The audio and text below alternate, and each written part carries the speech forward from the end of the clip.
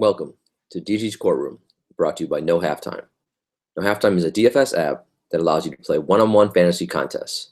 Use promo code BBALL100 to get a deposit bonus worth up to $100.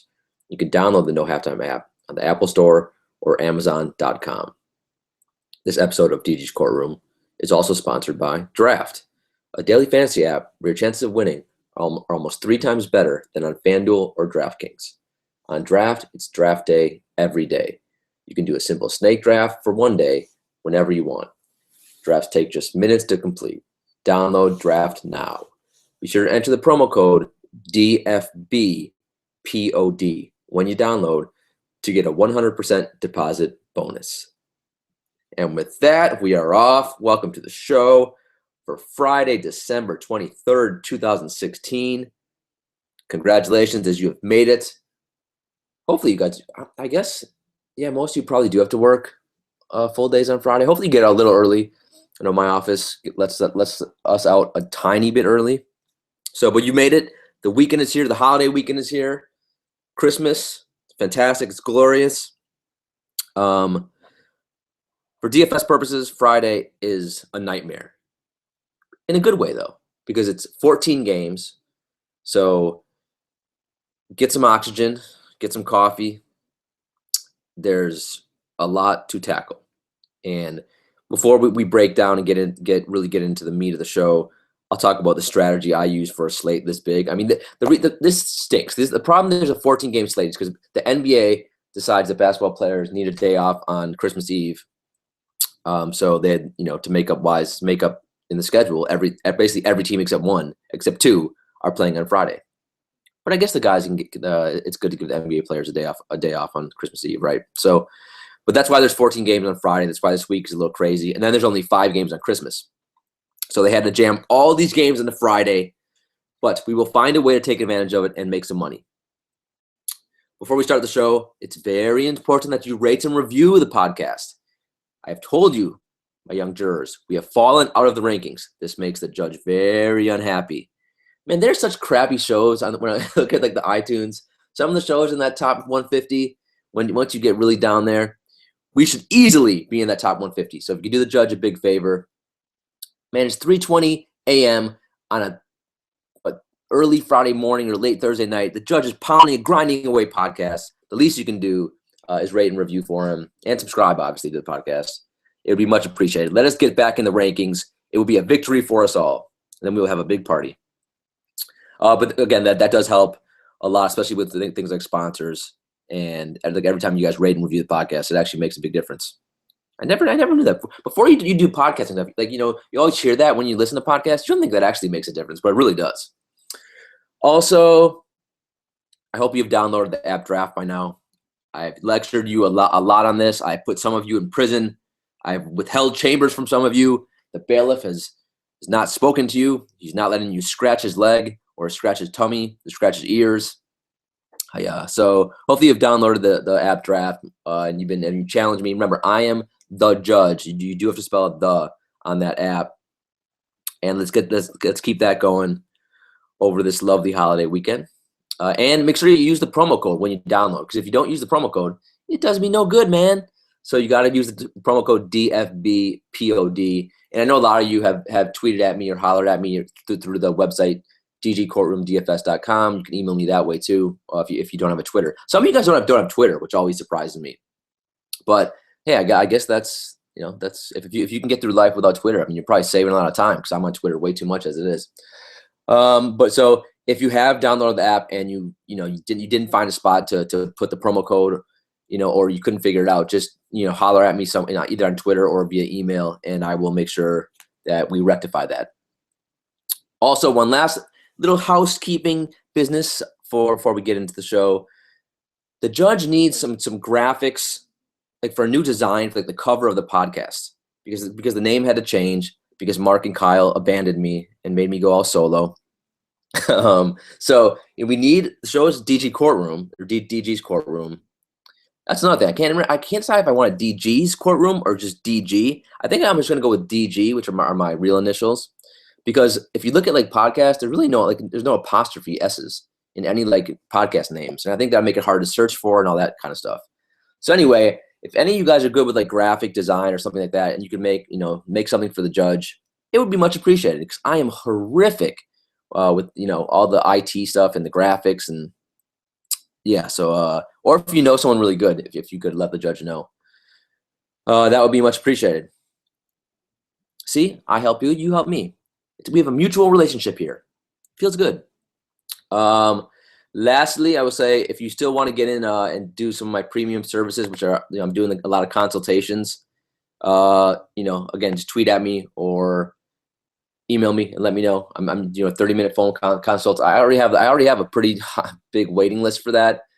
And I only want to do like 1 or 2 a day, because I just don't have the time. But if you really think that'd be beneficial for you to kind of go over your process, the research, what tools I use, roster construction, what tournaments or what lineups, what contests you're entering, we can go over all that stuff during a phone consultation.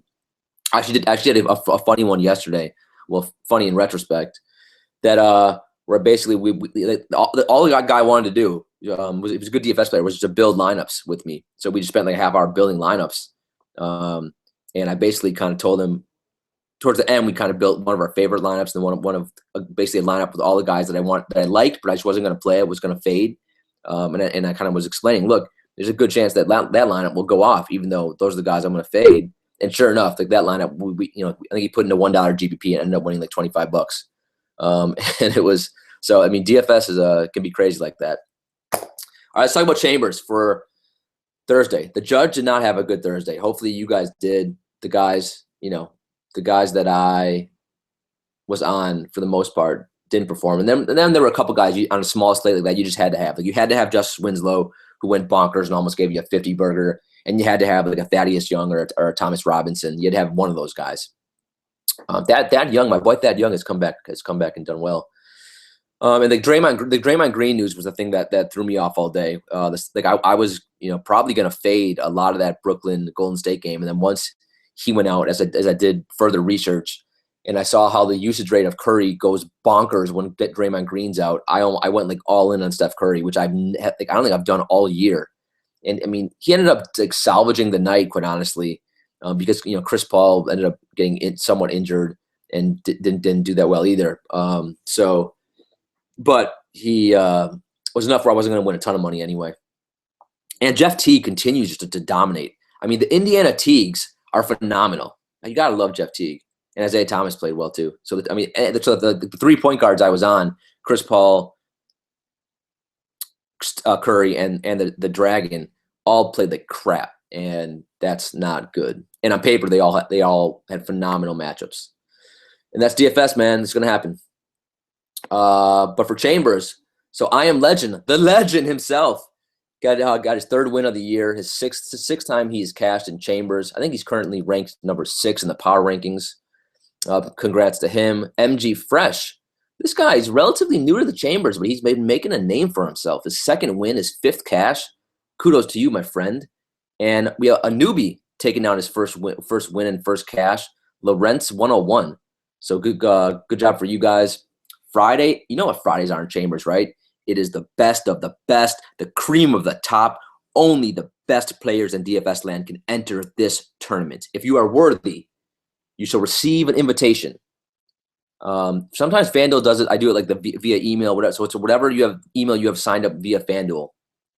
So make sure you check that email, because I like to write a little note to say congrats to the people who have made the best of the best each week, each Friday. And also, I will try to update the power rankings on Friday, but they might not be updated until Saturday. Hopefully, I can get them up Friday. So that'll be exciting. I also think I'm going to change the power rankings. Right now, I only have the top 10 in the power rankings. And again, you can see that at dgcourtroomdfs.com. Just go to the website and click on power rankings. Right? I think because we have so many, we've had over 300 people in Chambers now. The demand keeps growing, and people are, and people have had such good results. I think I'm going to increase that to a top 20 for the power rankings. I think it's well deserved.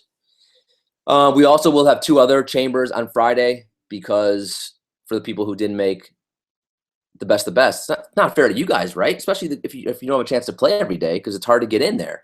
So I'm still gonna have 2 other Chambers that you guys can get in and battle it, and one day maybe you too can qualify for the best of the best. All right. We don't have a lot of time before Dream Killers and Dream Lovers today because we have 14-game slate. Draymond Green is my soul crusher because he destroyed what I was going to do with my lineup. I hate you, Draymond Green. And the fact that he's a father, like, I don't know why. I don't know why it kind of sickens me. I hate that guy. I really do. I think he's a horrible person. But just on the basketball part, in real life, he may be great. All right, so 14-game slates. What is the judge's strategy for a slate like this? Because this is too many games. It's too much data. Even if you didn't work full time and you had 10 to 12 hours, could you really go through all the data? And if let's say, well, I guess if you're a professional and you're using a computer generated program to just spit out random lineups, yeah, it's not an issue for you. I mean, those guys probably love slates like this. But for the rest of us, the rest of those 98% or so who have real jobs and all that stuff, we can't spend 8-10 hours a day researching. Even spending 2 to 3 is hard. But so what we have to do, find a way to narrow the player pool. And I know it's painful, but we have to do it. So look, this is what I do. You got to make tough choices. I mean, you make every night in DFS, we're making tough choices. And for a 14-game slate is no difference, except at the outset, I just make some tough choices initially. And what I do is I cut out games. I cut out entire games completely. Normally, I'll just look to the over/under of a few games, and I'll X out the lowest ones in pace. So you guys know how I love and I want to focus on pace. Fewer pace, fewer possessions, fewer FanDuel points. So I look at Toronto, Utah at a 200 and over/under. That's low. I mean, I wish there were games in like the 180s. I wish there was like a Memphis, Utah, a Memphis, Dallas, Sacramento, Dallas. Unfortunately, a 200 over/under isn't horrible, but I can't have a player pool of 400 players. It's just not going to work throughout the day. I got to narrow it somehow. So that Toronto, Utah game, for the most part, I'm Xing out. I'm going to, like, hopefully you guys do have some type of player pool you look at. I mean, like, I have an Excel spreadsheet and I have all my guys that I'm looking at for point guard, shooting guard, every position. Hopefully you guys do have something like that. If you don't, you definitely should. You can go old school and do it on pen and paper. You should have a list somewhere of all the guys you're considering for each position.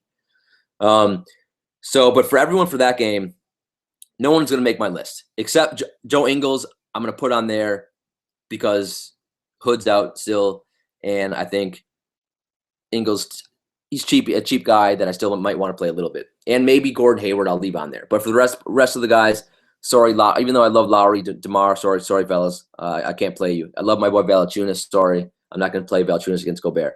Xing that game out. Another game, there's still we're waiting for 4 over/unders. Dallas Clippers, Dallas against the Clippers. That's got to be a nasty over/under. I would say it's going to be like a 198, maybe something like that. So I'm Xing that game out. Done. Finished. Now I will say this: if Chris Paul, who tweaked a hamstring, and they're playing on Christmas, I would not expect him to play against the bumbling, stumbling, moronic Mavericks, who have actually played a little better. And Wes Matthews made me a lot of money, so I like Dallas right now. But I'm just gonna X that game out. But if Chris Paul doesn't play, I mean, Austin Rivers, he does get a big bump in usage. He gets like a 5.5% bump in usage when there's no Blake and no Chris Paul. So therefore, just because I'm a glutton for punishment, Austin Rivers is going to make my list if there's no CP3. Otherwise, look, I'm going to have to X out that game. I think they're going to put Wes Matthews on Chris Paul for a lot of that game anyway. And Wes Matthews is a legit defender. So, boom. So now we're on right there, 12-game slate. And like, those are the only 2 games like initially that I want to X out. But as the day progresses, I will absolutely knock off another 2 or 3 games. Again, you need ways to reduce the player pool. So like that, the Bulls Hornets game, that's the next game. That's another game I'm looking to X out. Miami, New Orleans, that could be a potential game. I just X out. Sacramento, Minnesota. I mean, it's going to be the games that are the lowest in the over/under that I'm gonna just X out, and hopefully I'll end up with 8 or 9 games left on which is somewhat manageable. Compared to 14, that's fantastic. Now, is that the best? And again, some of those games I'll still maybe, like I showed, like you heard me right. I'm keeping Ingles for Utah on my sheet. I'm gonna put Austin Rivers. So I'll still maybe 1 or 2 guys from those games. For the most part, you can knock out whole games, reduce the player pool. All right, let's talk injuries. because there's a decent amount already for Friday, and it's going to impact because the bunch of value is going to open up. We got Julius Randle. I don't know what the personal matter he's dealing with right now, but he's out again. Calderon's out, Nance is out. So, and Tariq Black, I think, is going to be out for the Lakers. So when you crunch the data on the Lakers, I have a nice little smoothie. I don't know if it's good to drink a smoothie at like 3:33 in the morning, but I felt like a smoothie, so here I am. So when I crunch the data with all these guys out, Russell, his usage rate goes up massively. I was pretty surprised at that. Luol Deng gets like a 7% increase in usage too, a massive increase for him. And Lou Williams gets a 3% increase in usage. And also T-Rob becomes in play. I know a lot of us played Thomas Robinson. I was tweeting. I had like 5 or 6 tweets about Thomas Robinson. That's too many tweets about Thomas Robinson. It was annoying. But he actually came through because look, the Lakers have no bigs right now. So Mozgov actually played well too on Thursday for the Lakers. So, I think Russell, Deng, Lou Will, and T-Rob are all going to be, pretty good plays on Friday as well. Draymond Green is going to be back because, now after he watched his wife give birth, he doesn't want to stick around for that. So he flew back home or flew back to the team. So I don't know. I forget. We'll get into who Golden State plays, but he's back. I hate the Warriors. I hate everything about them. Draymond, he ruined my life on Thursday. That SOB. Kevin Love is still out, so obviously Kyrie and LeBron. That's going to be interesting to see because Cleveland plays Brooklyn. We'll get into that in a little bit. I mean, Cleveland has a huge game against the Warriors on Christmas Day. So, I'm not. Yeah, I mean, you wonder how much. And Cleveland's playing Brooklyn, so you wonder how many minutes because LeBron's been playing like so many minutes lately. It just makes no sense. In his 14th year, why is the guy playing like 47 minutes against Milwaukee in a regular season game? So, yeah, it's gonna be interesting to see how many minutes him and Irving get. But on paper, they are monster plays on Friday. Oladipo is still out with the right wrist issue for the Miami. Still lots of injuries for them, even though they killed me on Thursday. Goran Dragic, what a bum. What a disgraceful bum. He played so pathetic. He was so scared. He didn't want to attack the paint against no one. There was no one for the Lakers. I mean, granted, I'll say this: Lakers played really hard, and they're still long. Like Ingram, even though he's like weighs 42 pounds. I don't know. They looked really active defensively. I was surprised, without any big guys in there. But I mean, Dragic was an absolute mess and a disaster. And then like late in the game, he hits 2 3-pointers, and then he starts like pumping his fist and like screaming in the air. I literally wanted to get on a flight, like fly to Miami and punch dude in the face because like that. There's nothing worse when a player destroys your hopes and dreams in DFS, and then he gets you 2 meaningless baskets in real life, and then he starts celebrating, and it does you no good in DFS. Especially if it brings you like, it can be worse in a couple different ways. One, you're like 40 points away from the cash line, and then it's just meaningless. Or if the cash line is like, let's say it's 300 and it brings you like to 298 or something. And then it's just even more infuriating. But yeah, the Dragon, whatever. It's just seeing him celebrate when he put up such a disgraceful performance for DFS purposes was painful. Anyway, when you crunch the data, because the judge did, for when those Miami guys are out, Winslow actually gets a 2.2% usage rate, increase in usage, and maybe that's part of the reason why he went bonkers and for that 40, almost 50 FanDuel point night on Thursday. So if his price didn't go up, which I don't think it has, he's still a pretty nice play on Friday again. He was the only guy that stood out to me without Waiters, Ellington, and Magruder in terms of who gets a huge usage bump. Let's see. Brandon Knight for Phoenix, look like he's questionable. Otto Porter's questionable. Dwight Howard's going to be out again, so fire me up some Paul Millsap, who sees a nice little usage increase. Rodney Hood is out. When I did the data on what happens to Utah when Hood is out, not surprising. Gordon Hayward sees a big bump, 3.3% increase in the usage. So And Ingles only gets a 1.4% increase in usage, but he's on the court more, and he doesn't need to score. So maybe, yes, that's why maybe I still will have to add Gordon Hayward again into my my list of players. All right, over-unders. Like I said, we're still waiting on 4 of them. The best game that we have up right now is Atlanta at Denver. 221.5, Denver favored by 4. I mean, dear God, we have the 2 teams in the league who cannot defend the guard position. This is glorious. I want to play every guard in this game. It's just, I mean, when you look at the defensive position for this game, the computer just starts just like glittering and glowing in the dark. It gets so excited because, as you know, Denver gives up the 3rd most to point guards, 2nd most to shooting guards. Atlanta gives up the 2nd most to point guards and like the 5th most to shooting guards. So attack the guards for that. That's gonna be, you know, a high over under. Nice little juicy game there. Otherwise, there's really no great over unders. Other than that, there's a bunch like that are rammed in like the 213, 210 range. Lakers, Orlando, Washington, Milwaukee, Golden State, Detroit. So I mean, there's nothing that stands out to me. You know, like I said, the nastiest game of the day is Toronto, Utah, Bulls, Hornets, Miami, Pelicans, and Houston, Memphis are the 4 cellar dwellers in terms of pace. It's weird to see Houston in the bottom of pace, but that's what Memphis will do to you. They'll ugly you up, man. So teams playing up in pace that I want to target: the Cavs against Brooklyn. That's one game where there's still no over/under. I guess maybe we're still waiting on Kevin Love news to see if he's going to play, although I don't think he's going to. Philadelphia is playing up in pace. They are playing Phoenix. That is a juicy game. There's also no over/under for that Philly-Phoenix game yet. I don't know who the hell. I guess we're waiting. Brandon Knight, really, guys. That's what's we're gonna make the Vegas needle move. I mean, that's ridiculous. Why can't we get a number for that? But Philly playing way up in pace. Detroit way up in pace against Golden State. I think Detroit's due. I mean, the karma gods should let Golden State lose on Friday, and Detroit should snap out of this little funk. And let's let those guys play well. How about a Reggie Jackson night? I can live with that. Orlando's playing up in pace against the Lakers, and Boston against Westbrook, Oklahoma City. And those are the teams I want to target the most. All right, let's hop into the plays. Today, guys, because it's 14 games, and look, I don't want an 8-hour show. I'm pretty sure you guys don't want an 8-hour show. Hearing me talk for an hour a day is probably enough for you guys.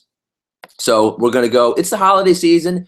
We have 2 days left to shop and get presents for our loved ones, or for girls who buy us or who sell us, you know, coats that are not warm enough for them. So what we need to do, we're going to do a little holiday shopping, bargain time shopping. This is a DG Courtroom's bargain shopping episode. We're only going to talk about guys that are priced $6K and under on the show at each position. Oh, I know, it's a big shocker, right? So hopefully, you know, I think at this point, the judge trusts you on your own for these top guys to kind of know what to do, but I will help you with the guys 6K and under. I was only going to do 5K and under, but then I thought, no, that would be wrong. Let's go 6K. And then obviously, if you guys still have questions, you guys, you know, tweet at me. We can work through some of the other guys either together. All right, got to put on some air conditioning in here. The heat kicked in, and the bailiff is calling me.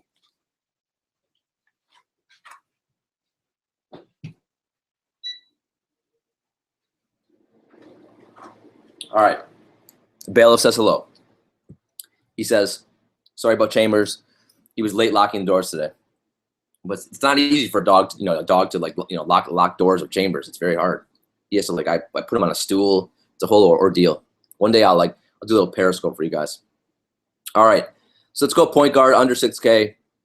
Rajon Rondo is the first one up. Man, that's a nice way to start a show by talking about Rondo. Yeah, I don't want any part of this. This is one of the nastiest games of the night. Quite honestly, this might be a game that I completely just overlook because I don't want to attack it. It's 203 over under. It's disgusting. Rondo, he does have potential to give you 30-40, but not likely. And quite honestly, by watching these games and how it's only a matter of time before the Bulls either waive him, trade him, or just, you know, I mean, I'm not sure, or just bench him because he's a detriment to that team in every possible way.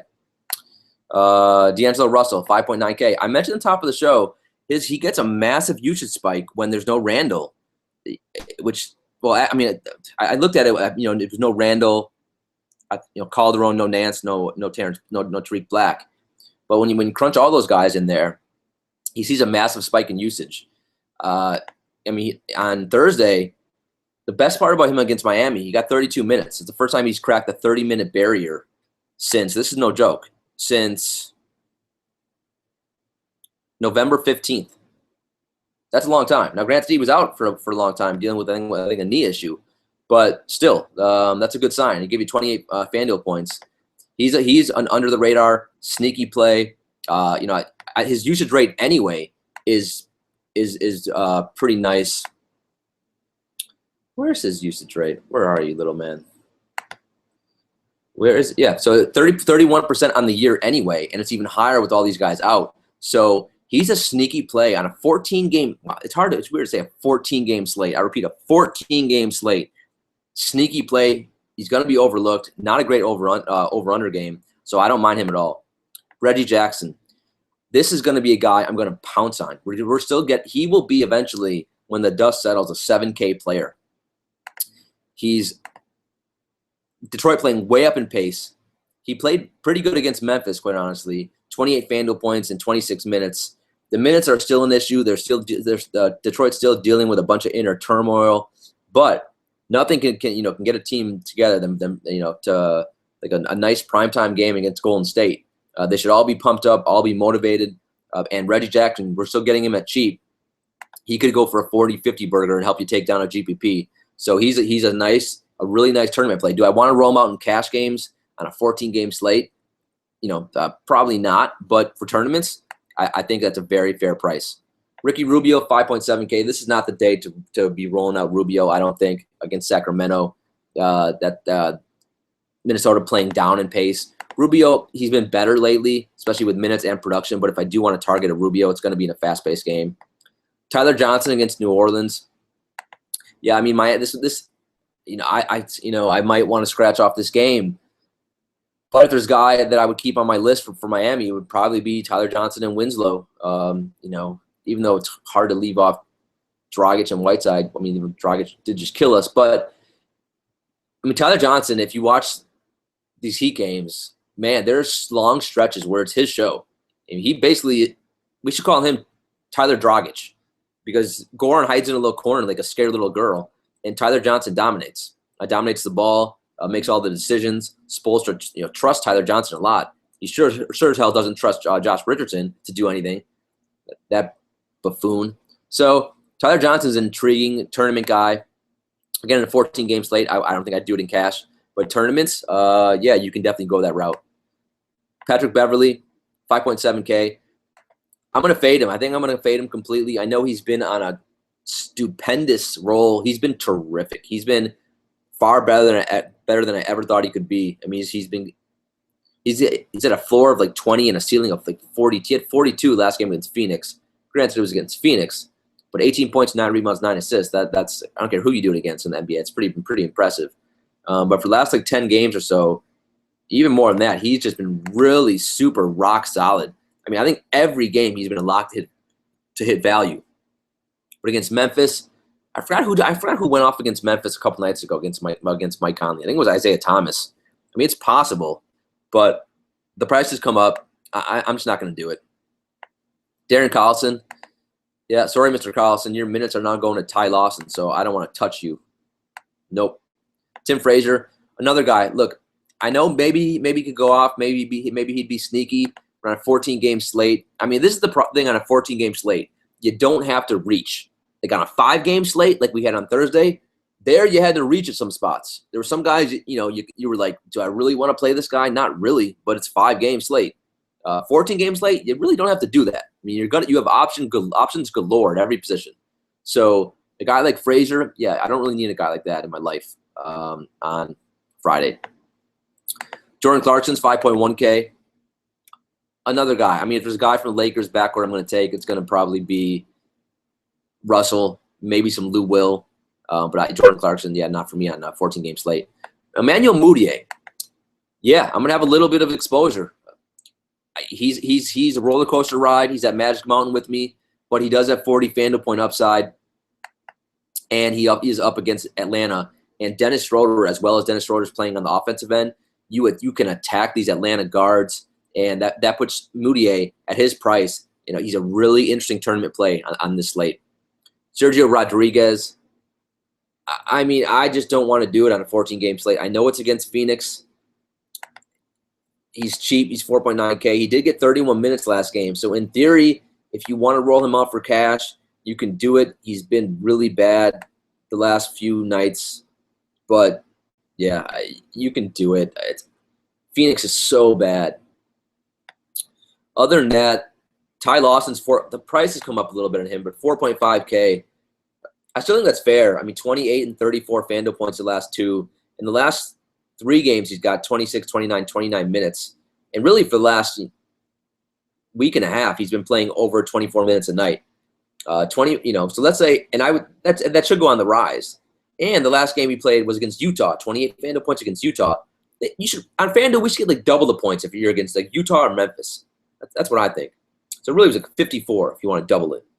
But he's a pretty safe play at this stage. He's clearly better than Collison. If there's a guard I'm going to use for Sacramento, it's going to be Ty Lawson, not Collison. So he's okay.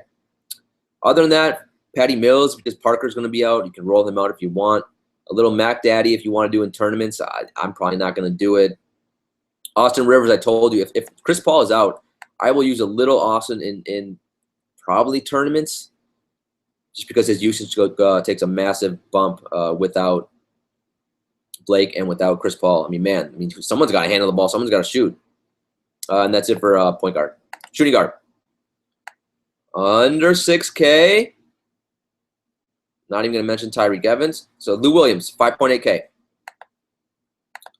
He's been, man, he continues to, I told you, he's like a blister. This guy will not go away. Sweet Lou. He's so handsome, too.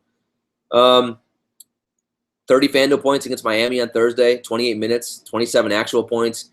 He's a one-trick pony, but a one-trick pony, the pony that like just, doesn't get tired and continues to impress. It's like, the kids keep going to this ride. Wherever this one-trick pony is, the kids want to get on the pony. And he's performing. He's producing.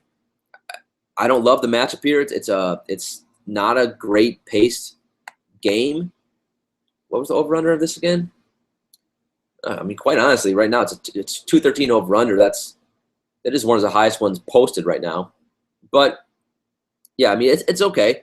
For tournaments, you can do it. I wouldn't do it in cash.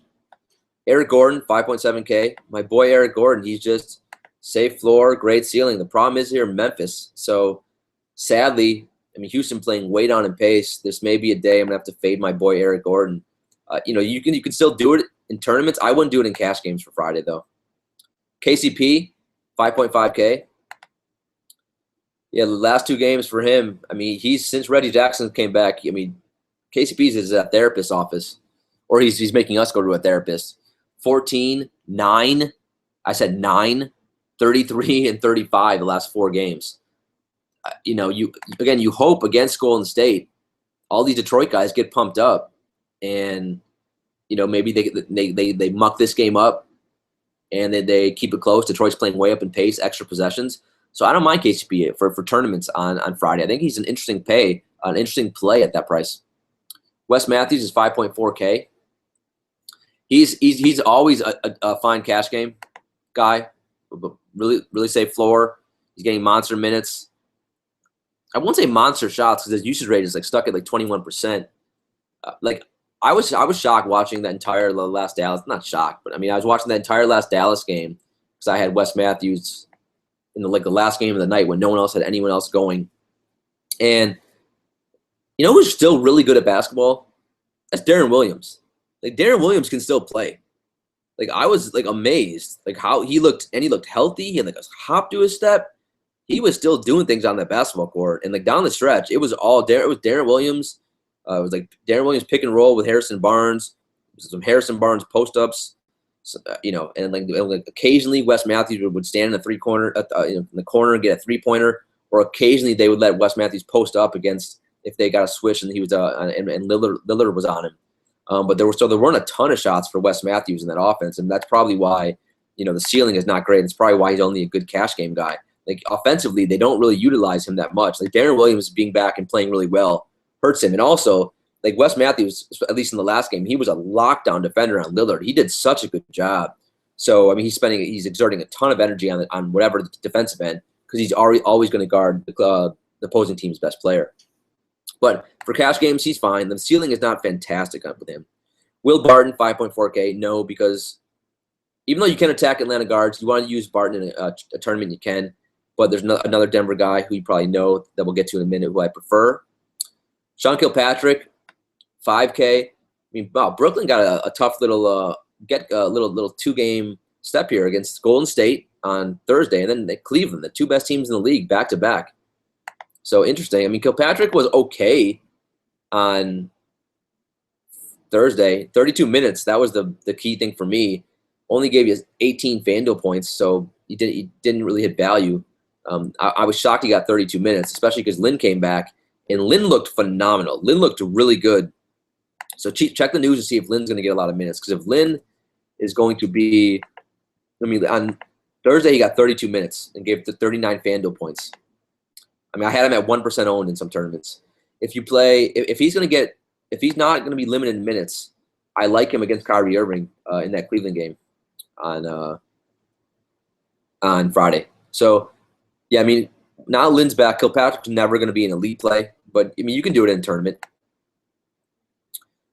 Let's see, where are we? Next up, Tony Allen. I mean, you guys know my feelings about Tony Allen. I always fade him. Last game I got him right because he only got 12 FanDuel points. But if there was a game to play him, it'd be in a game where Memphis is playing way up in pace against Houston and some James Harden defense, I guess, and technically in theory. So Tony Allen, 4.9K. The price has come down because he did have that stinker. You can roll him out. He's a relatively safe play. He's locked into big minutes, and that's a pretty good game in real life. The 2 teams who should be competing for that 4 spot in the West. So Tony Allen, yeah, I mean, I don't mind that. Gary Harris, 4.7K. The G-Dog, he crushed a lot of he was a soul crusher. He crushed a lot of us last time. First of all, Denver hasn't played since Tuesday. It seems like, man, DFS life, so much changed in every day. It seems like he hasn't played in a week. But he had 3 great games back from injury, 33, 25, 38. And then he had a clunker against the Clippers, only 8 FanDuel points, only 19 minutes. But I love that because that allowed – his price was about ready to skyrocket. That kept his price – basically FanDuel's giving him away. And his price dropped $100. And they're playing Atlanta, one of the worst teams in the world defensively against guards. So, yeah, give me some Gary Harris. I don't mind him using him. You know, some people won't want to do it in cash games on a 14-game slate, but I don't mind it in cash. And in tournaments, I will have a ton of Gary Harris. It allows me to save with a guy who has tremendous upside and gives me a ton of salary for the rest of my lineup. So I like it a lot. JJ Redick's 4.4K. I had a lot of him on Thursday. He let me down. He let me down in minutes, 21 minutes versus the Spurs, only 15 FanDuel points. I mean, if Chris Paul is going to be out and Blake's out, I don't know. I think Redick should get some more shots in theory. Maybe you can play him a little bit. On a 14-game slate, though, like I said, you don't got to force any action, so you don't have to. There's Seth Curry, Garrett Temple, Josh Richardson. I would say I don't want to play Curry on a 14 games. Temple's been fine, with all the – and what is Cassie's illness? Does anyone know? I had an illness. I was out for 1 show, and I'm right back the next day. What is Caspi doing? The last 2 games, Temple has been a little subpar, 15 and 17, but that's who he is. In real life, he's not that good. So on a 14-game slate, I don't feel the need to force in a Temple, but he's relatively safe. If you need, if you don't want to play G Harris, you can play some Temple. And Josh Richardson. I mean, what do you want me to? What else can I say about him? Again, he got 37 minutes against the Lakers. And he still couldn't do anything. He got 20 FanDuel points. He just can't shoot. He has no confidence. He's not involved in the offense at all. He's still playing decent defense. I mean, the sad thing is, at 4.2K, he was in a lot of winning GPP tournaments on a 5-game slate. he's basically coming. He's the last 2 games. He's basically hit value. As pathetic as he's playing. I mean, I said on the last show, Winslow is going to win someone a GPP someday. Well, that happened on Thursday. Same thing for Josh Richardson. It will happen. I mean, one day he's just going to start making his 3-pointers. And, I can't predict when that's going to happen. But on 4.2K, I mean, I'll play a little of him. On a 14-game slate, I'm not going to get crazy and make him a core guy. Kyle Korver, 3.8K. I mean, if Dwight Howard's out, they've been starting Korver the last 2 games. And he's been sneaky okay, 25 and 19 FanDuel points. And the minutes have been great, 33 and 35. So, if Howard's out and Korver's going to be starting, he's cash game viable, as scary as that sounds. All right, small forward. Let me drink my smoothie. Talks amongst yourselves.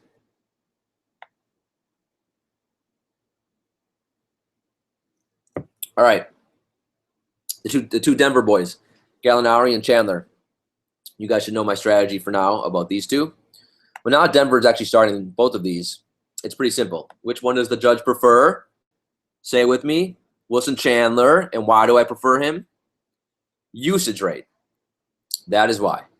And let me pull the usage rates up for both of these guys. So Gallinari, 19%. Same as it's been for the last few weeks. Wilson Chandler, 24%. I want Wilson Chandler to be a little higher, quite honestly. But that's still, at 5.9. So Chandler's 5.8K, Gallinari's 5.9K. They're both fine plays. I mean, they're both getting, low 30s in minutes.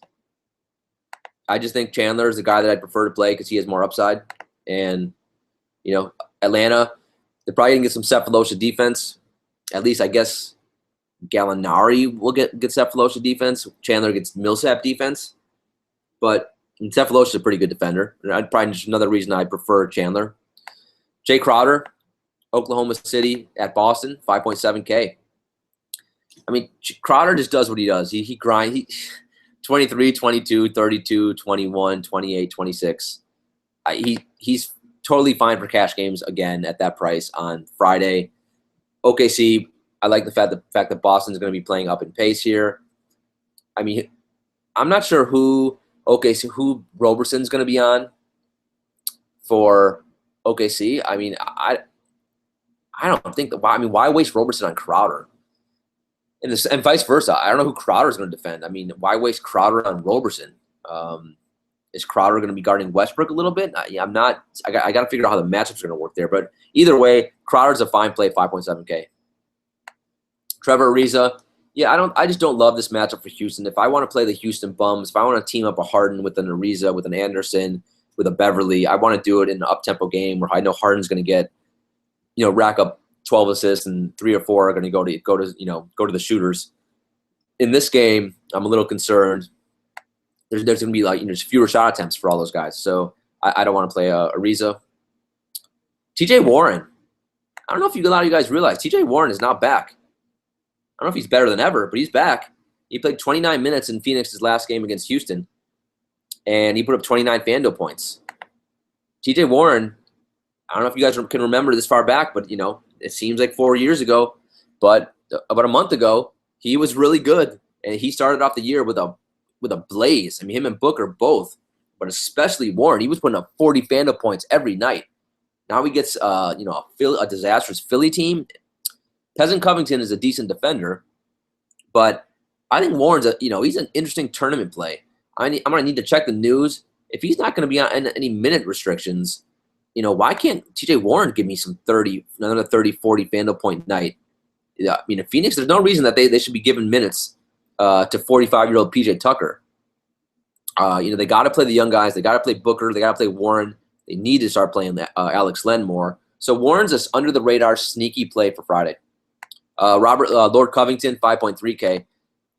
Yeah, I mean, I'm going to keep rolling out Covington in lineups because the last few games he hasn't been shooting great, but he's locked into 35-plus minutes, which for Philly, which for Coach Brown is amazing. And he's been 26, 27, 24, 23 the last 3. And then before that, 40, 30, and 19. He has 40, 45, 50 FanDuel point upside. Philly is playing way up in pace here. quite honestly, I think he's in an elite spot right here. This is an elite spot for Lord Peasant Covington. So I will be using quite a bit of him on Friday. And I'm nervous about it. But as I drink my smoothie, I feel refreshed and a little bit better. Justice Winslow, I partly just want to fade him just because I hate chasing points on a 14-game slate. I mean, the problem here is because the pricing algorithm couldn't rectify itself because pricing doesn't, like, basically for the game that Winslow had on Thursday, you won't see the price of that until the next time Miami plays. So next time he could be a 5.5K player, but he's still the same price as he was last night, 4.7K. That's too cheap because they're so banged up, and he's got 42 and 46 minutes the last 2 games. So is he going to give you 48 FanDuel points again? No, he's not playing the Lakers. He's playing the Pelicans. Much slower tempo game. But 4.7K, that's still a very, very fair. That's a bargain price for him. So he's fine. You want to use him in cash games, it's okay. And you can throw him in a tournament or two again. Other than that, Luol Deng, dude, you can keep using Luol Deng in cash games. He's totally fine, 4.6K. He's super consistent, 26, 26, 30, 21, 28, 30, 34. He opens up a lot of things for your lineup. You know, if you don't want to pay up for Jay Crowder at 5.7K, just use some Luol Deng at 4.6K as one of your cash game guys. Kent Bazemore, 4.5K. The Bays, interesting tournament play. I don't want to touch him in cash. The minutes have been nice, 33, 40, and 30 the last 3 games, 23, 31, 29 FanDuel points. So he does have 40 FanDuel point upside. He's always somewhat risky, but he's fine. Cephalosha is kind of a little bit of the opposite. Same price in that game. For cash, I prefer Cephalosha. In tournaments, I prefer the Bays. Both those guys are basically getting about the same amount of minutes. You know, except Cephalosha has no usage rate, and Bazemore, where's the Bays? What's the Bays' usage rate? This can't be that great either, quite honestly. Whoa. Is it much better than I thought it is? Oh, no, that's minutes. I saw a 27 pop up. I was like, 20s, that cannot be right. Yeah, 21.5% usage rate for the Bays. Yeah, so, I mean, not great on him either. Bogdanovich. Oh, I skipped over, guys. Aaron Gordon, 4.5K. I mean, the funny part is playing the Lakers. I mean, who just destroyed the Lakers? If you look at the Lakers' defense versus position versus small forward, guess what it is? They give up, not shockingly, the most points to opposing small forwards. Now, we saw Winslow take advantage of it. Why the hell can't Aaron Gordon take advantage of that? So, hey, I think he's worth a shot against the Lakers. I mean, Gordon's killed us all before, but dead last against small forwards. Gordon couldn't be in a better spot. Orlando playing way up in pace. Yeah, tournament play. He could pull the wins though. He does have the upside to give you a 45 point night. It's all about minutes with him. Mo Harkless versus San Antonio. Yeah, I mean, I don't really feel the need to play me some Harkless on a 14-game slate. Bogdanovich. I mean, it was funny because he started out the game like against Golden State on fire. He had like 10, 12 points in the first couple of minutes, and then nothing the rest of the game. I don't even know if he took a shot. It was bizarre. So, yeah, I don't really want Bogdanovich on a 14-game slate. That's about as cheap as I want to go. Wow, there's so many guys. I mean, Rondae Hollis-Jefferson, he played really well against Golden State, 27 FanDuel points, and he only got 24 minutes. I mean, if he would ever get 35, 40 minutes in an up-and-down game, he would go off. He's had, I think he had 150 FanDuel point night. DeMarre Carroll still 4K, but at Utah, no thanks. Joe Ingles, I mentioned, 4K. I do think he's fine versus Toronto. Man, there's so many good guys at small forward and value guys. Roberson's 3.9K. Yeah, I probably won't do that. But what about Kelly Oubre? If Otto Porter's out,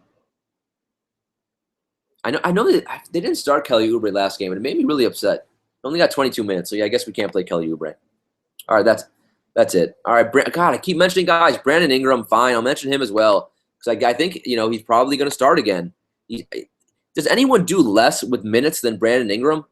I mean, man, same thing I said about, with Winslow. One day, Brandon Ingram's going to win someone at GVP. And 2 nights ago, he did give me 33 FanDuel points against Cleveland. So, I mean, Luke Wilton is going to keep playing him tons of minutes. Like, Brandon Ingram does a lot of interesting things on the court.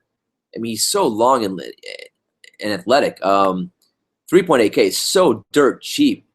I'm gonna use a little of him, but it feels like I'm forcing it a little bit with him on a 14-game slate, but I don't like doing.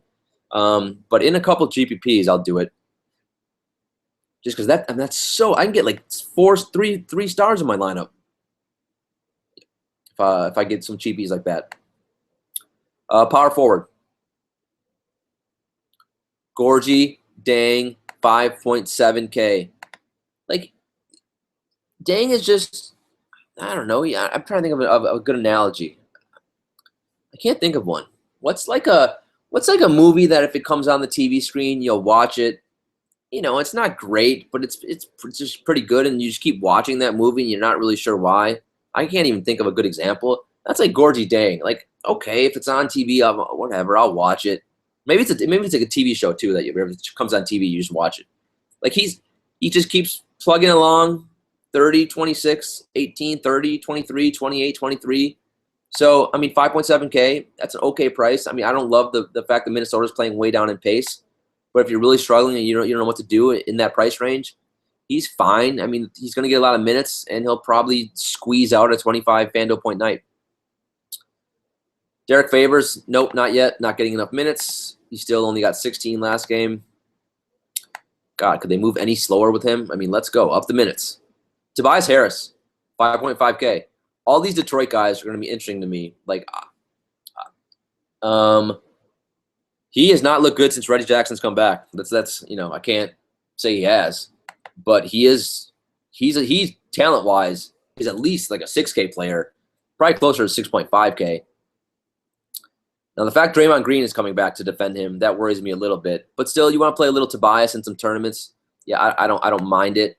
I will also say this: be on the lookout. Stan Van was going to make some changes to that lineup, and then like before last game, and then John Lure got in a car accident.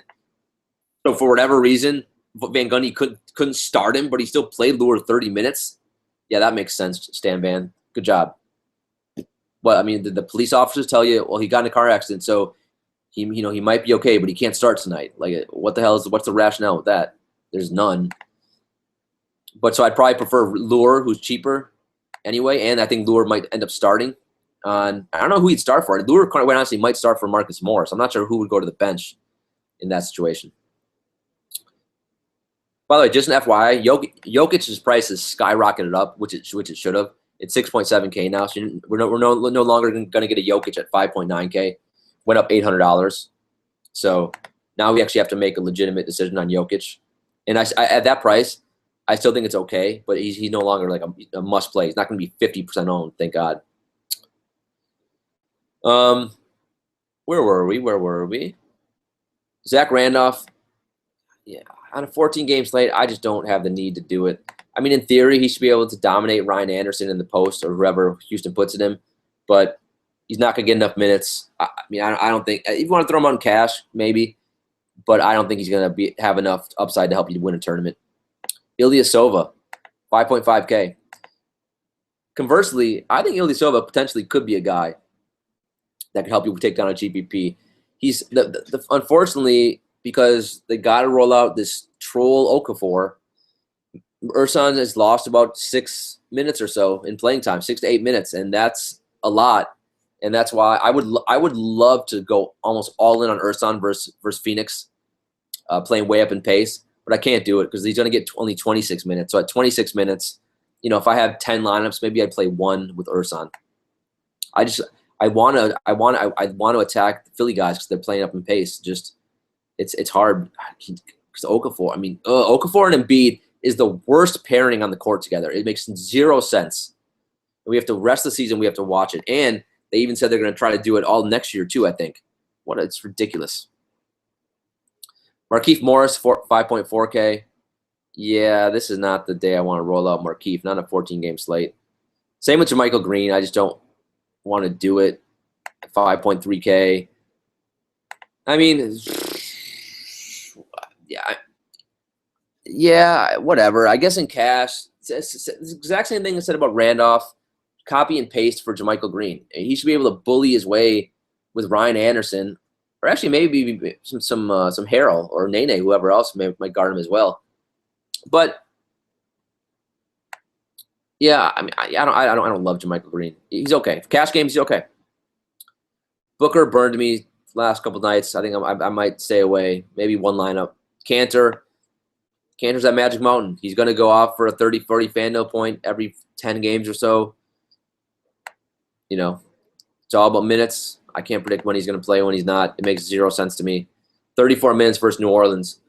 Before that, the last time he got 30 minutes in a game was December 4th. And he had 15, 14, 18, 19, 25, 14, 15 minutes before that 30-point game on December 4th. So if you can figure out what the hell the rationale was to give him minutes, please let me know, because I would love to be involved in that decision-making. Now, in theory, it should be because Oladipo is out, and they need scoring, and you need someone who can score, so play some Cantor. And Sabonis stinks. He isn't ready to play yet. But Coach Donovan seems to be a moron when it comes to this, and he won't play him. Like, sometimes if someone's really good offensively, it does make up for their defensive liabilities. And I think Cantor is that talented, especially because Westbrook does need some help on that team offensively. That's just so frustrating. I would love Cantor to get some Amir Johnson defense, too. He could eat that guy up. Terrence Jones is 5K. I'm pretty sure Terrence Jones is on the verge, if not starting with Anthony Davis, playing 30-plus minutes on a consistent basis. 34 and 30 last two, 28 and 32. Quite honestly, I think he's in an interesting spot here. I don't love the game because the pace is going to be slow against Miami. But Miami doesn't really have a power forward right now. Josh McRoberts. Terrence Jones has been really good lately, really sneaky. The problem is this is a 14-game slate, so you can't get super excited for a Terrence Jones, but he's perfectly fine to play in all formats right now. Ryan Anderson, not an ideal situation here against Memphis, but tournament play. Fareed is basically the same as Enes Kanter. Quite honestly, one of every 10 games or so, he's going to go nuts. You don't know what the minutes are going to be. There's no rhyme or reason. Enes Kanter is a little more offensively skilled on the offensive end, but Fareed will make up for it in other ways. Get put back dunks and just transition hoops and things like that. It's weird. Fareed tournaments, he's cheap. He can give you 30 or 40. Atlanta, Denver should be an up and down game. For tournaments, I don't mind it. It's just don't be surprised if you get 10 minutes. John Lure, like I said, if there's a guy from Detroit, I'm going to pounce on. I'm going to pounce on some Reggie Jackson. My two favorite Pistons will probably be Jackson and then Lure, followed by some KCP. So I would expect him, quite honestly, to start. Now, the problem is he gets Draymond Green, which is probably going to kick him in the nuts. But John Lure, yeah, give me some Lure playing way up in pace. I like it. Alex Len, tournaments only. Yeah, they're still trolling out Chandler, and they're splitting time with Chandler and Len, so it's hard to get too excited there. Dwight Powell is fine, but on a 14-game slate, you don't need to force that. And other than that, where's my boy Harrell, man? Where are you, Harrell? Harrell. Wow, his price. I thought his price was going to go way up. It did not. His price is still stayed at 4K. I don't love the matchup versus Memphis, but man, do I want to play him for cash still? He fits that Houston team really well. Houston is going to try to run against Memphis. I don't know how productive they're going to be. The problem for me in this Houston game, Houston-Memphis, is Nene is a better fit for this game. Most of the time, Harrell is going to be a better play. But this could be a game, my sneaky ninja of the night, this could be a Nene game if Nene plays. If Nene he's a fantasy point per minute guy. If he gets now Nene's a center and Harrell's is a power forward, so that also changes things up a little bit. And on FanDuel, it's tough because you only get one center. But I will have one or two lineups where I play some Nene. And I'll probably have one or two where I play Harrell too, because Harrell's a 4K. That's dirt cheap. Even if they both should get around 24 minutes, I would think, on Friday. Wow, there's lots of value guys at every position. I mean, it's going to be a beautiful thing on Friday to see how all of us create some magical artwork and build some lineups. All right, center. Valanciunas, 5.4K. You guys know I love Valanciunas. Always under owned. No one plays him. But against Gobert, I don't play anyone against Gobert. I mean, Valanciunas is cheap enough where you could do it. And I do like the fact that he'll probably get extra minutes because there's a big on the other side of the court. He'll be he'll be less than 1% owned on Friday. Maybe in one tournament I'll do it. But yeah, it's not a super wise maneuver. Steven Adams, 5.2K. He appears to have turned some little corner. In the last game versus New Orleans, he only got 23 minutes. Enes Kanter took a lot of his minutes. Now, that was one of the few games. I didn't watch. I saw the first half of that game. I don't know what I was doing the second half, what game I was watching. But I don't No, I was watching a lot of that last end of that game too. I'm not sure why Adams' minutes went down to only 23. And quite honestly, if you look at the game logs, he's got a ceiling of 31 minutes these days. That's a little upsetting. Maybe it's better news for Kanter, but yeah. So I mean, normally you can attack Boston centers a little bit, but I don't love that play on this 14-game slate. It's okay for cash games. Excuse me. Okafor, 5.2K. I'm not going to play him just out of spite. That's always a good reason not to play someone, right? Whatever. He's 5.2K.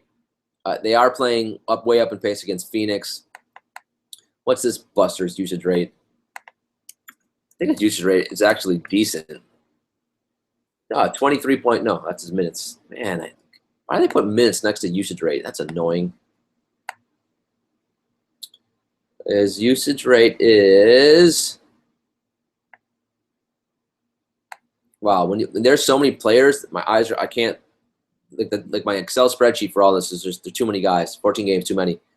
22%. Wow, so not a great usage rate. I mean, Embiid is probably making that go lower by the minute. So yeah, I don't love that play. You want to play my Bunyan, Tristan Thompson at 5K. Another just ideal matchup for him. Brook Lopez, who can't move, can't jump, can't defend. I mean, Tristan Thompson, 32 FanDuel points last night out in only 26 minutes.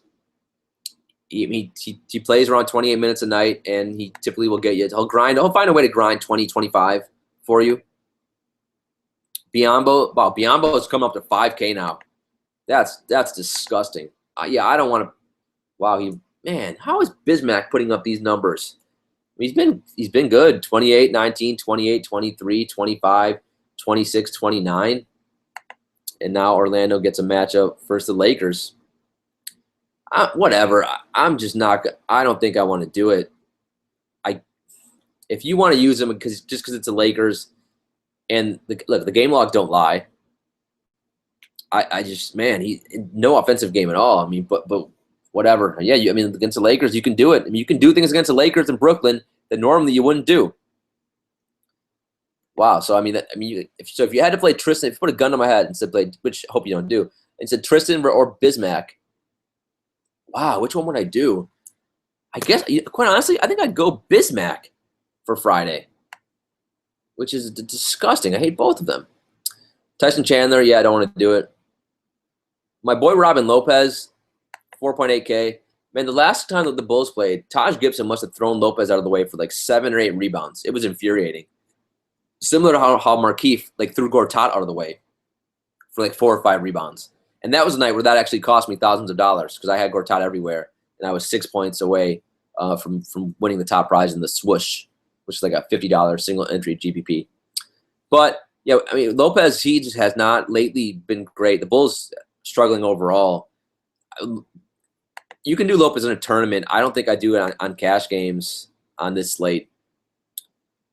The two Bucks guys, Greg Monroe and Henson, are both 4.6K. Yeah, I don't want to play either of them either on this slate. Other than that, I mentioned Nene.